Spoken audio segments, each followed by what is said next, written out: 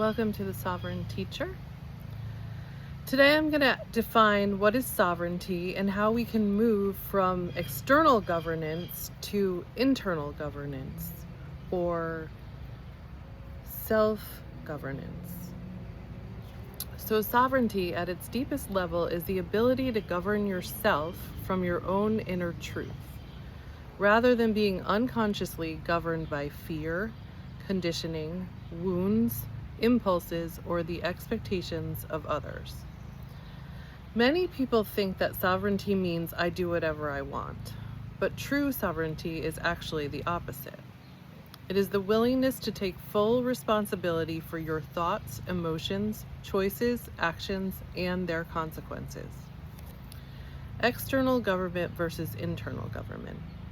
When we are externally governed, our life is often run by other people's approval, family conditioning, social expectations, fear of rejection, religious dogma, political ideology, trauma responses, emotional reactivity, and the desire to control others. The question becomes, what should I do? What will they think? Who can tell me the answer? When we are internally governed, we begin asking, what do I know to be true? What aligns with my values? What choices create greater integrity, love, and responsibility? Instead of looking outward for authority, we cultivate an inner authority. The kingdom within. Many spiritual traditions point to the same idea.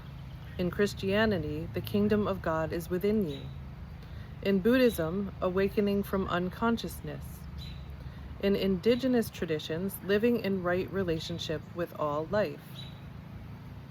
In psychology, developing a healthy self with a capital S that can lead the personality. That's from Internal Family Systems.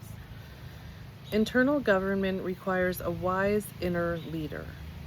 Think of yourself as a nation. Within you, there are many citizens.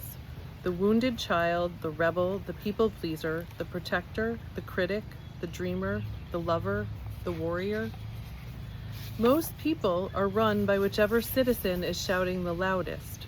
Self-governance occurs when the deeper self, with a capital S, takes leadership and listens to all the parts without becoming controlled by any of them.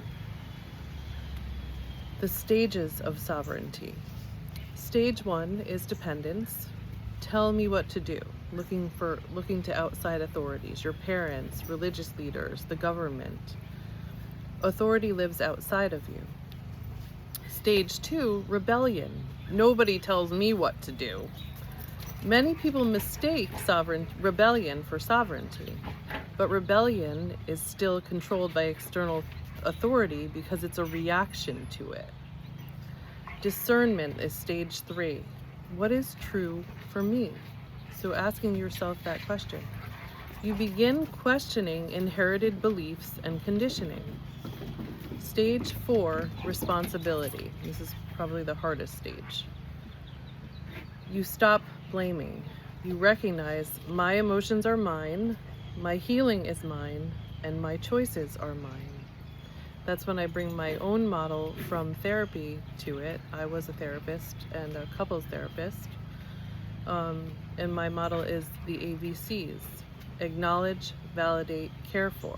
So whatever's coming up in you, you feel it in your body, you acknowledge it, you validate it, and you care for it.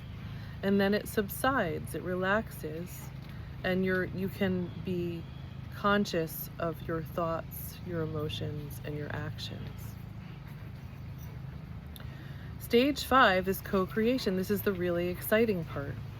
You realize sovereignty isn't isolation. You can freely choose partnership, family, community, and collaboration without losing yourself.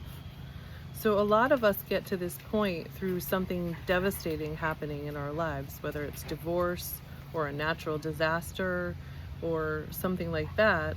We get to this point by just being knocked down, and then we start to realize what's real in us, what's authentic, what is our true essence, what do we have. And I used A Course in Miracles to kind of guide me through that. A Course in Miracles was a book that was written or channeled by a couple of psychologists who were actually atheists, and they just were seeing so much violence in the world that they were like, there has to be something more than this. And that's when this voice came through that was like Jesus, and it's all about forgiveness and undoing everything that we learned here on earth, and really realizing who we are, which is love and peace and joy, and allowing ourselves to become that, to create safety for ourselves and then project that out into the world. So it's kind of an unlearning, and it's all about forgiveness and our true essence. So that was really helpful for me in this process. And I'm going to just finish this and then introduce something to you. So you realize sovereignty isn't isolation. You can freely choose partnership, family, community, and collaboration without losing yourself. And this is where many people struggle. They think that they must choose between freedom or relationship, independence or love. True sovereignty allows both.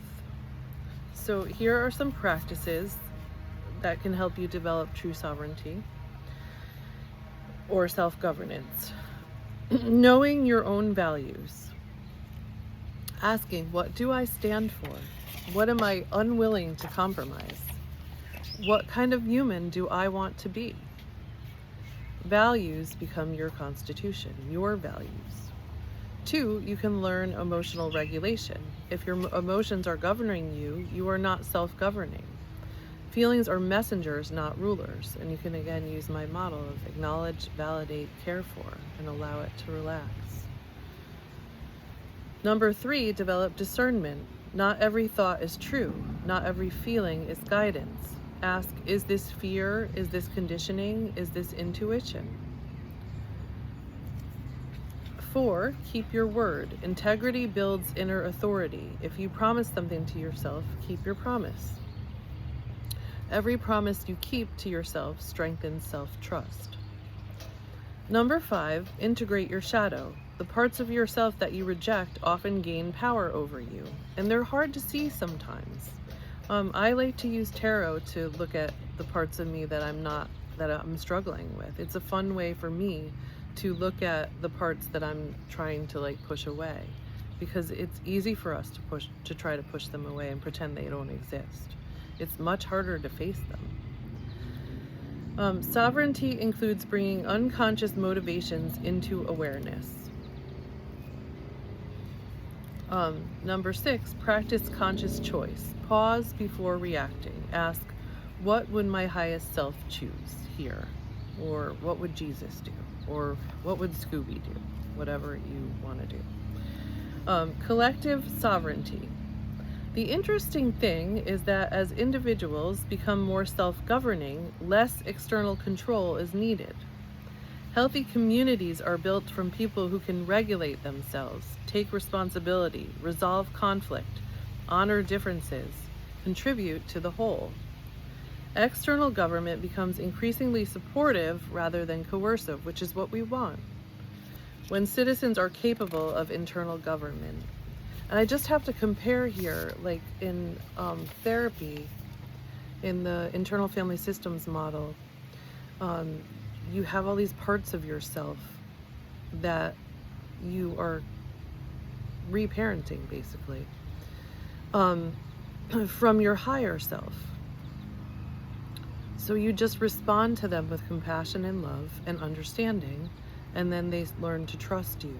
And so internal family systems is a great model for self-governance, and family constellations, which is a model that I facilitate, is really cool for actually doing it. So I do sovereign tea parties, which I think is like a reaction, or not a reaction, but an evolution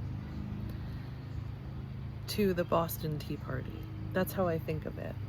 So I do these sovereign tea parties to facilitate integration and self-governance of all of your parts, And I think it's really a really cool thing. Right now, I'm in the process of moving from Connecticut to South Carolina. And so I will be continuing my sovereign tea parties once I move down there and establish myself. But I don't think the world's ready for me yet. It's just, I think it's getting ready for me. It's definitely getting ready for me. So it's all divine timing. Okay. So the movement from external government to self-governance is not primarily political. It is psychological, emotional, and spiritual. So we can move from this external governance, which nobody's trusting right now. It's really a mess. Of course it's a mess because we have these people that are basically children ruling all of us. They don't even know how to rule or govern themselves.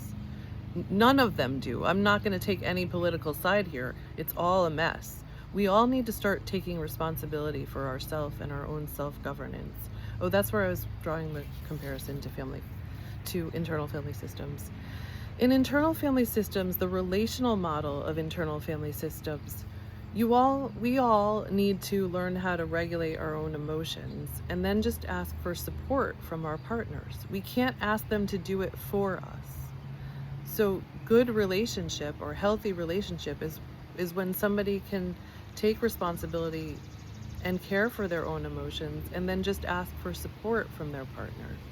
And it's the same with the government. We can't expect the government to govern us when we don't even know how to do it ourselves. The government should be a support for us doing this ourselves.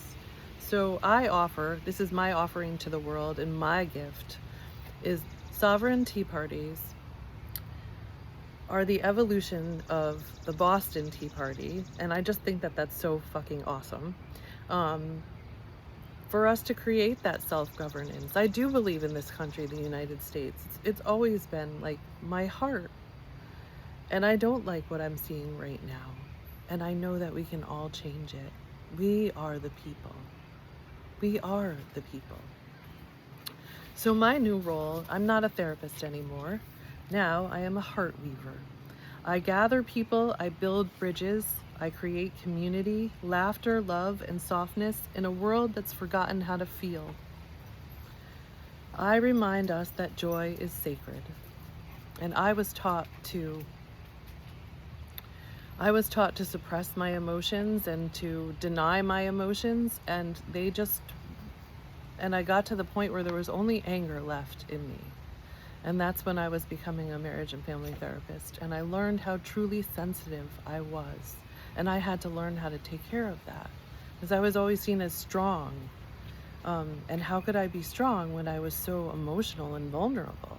Well, I am both, because I know how to care for my emotions and feel my emotions. And that's what connects me to other people and the world. And I am proud of that. And that is my gift to the world. And I am so excited that I will be able to share this with people. I don't know when, but I know that God is finding a way for me. God is making a way for me. And I'm very excited about this. I can't wait to facilitate these sovereign tea parties and really create this change in the world that we're all looking for.